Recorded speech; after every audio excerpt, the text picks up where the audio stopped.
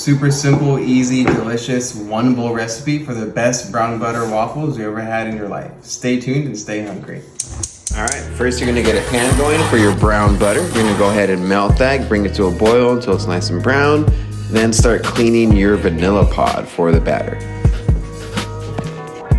Now go ahead and get that one bowl that you need for this recipe, and into that you're gonna add flour, baking soda, baking powder, salt, cinnamon, some sugar, the vanilla beans, and whatever spices you would like to add, some brown butter, and the buttermilk. Now go ahead and mix everything together until it's all evenly combined and a nice smooth batter is made. Now make sure your waffle irons are ready to go, and in that same pot that I made the brown butter in, we're gonna make a little maple syrup sauce.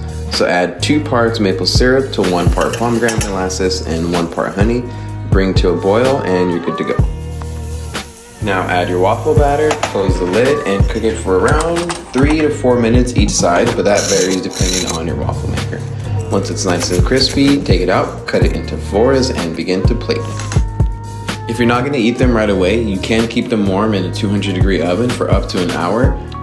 But to this, I just added some fresh berries, some mint, Thai basil, some good amount of butter, powdered sugar, and that pomegranate molasses maple syrup that we made. Enjoy! All right, there you guys have it.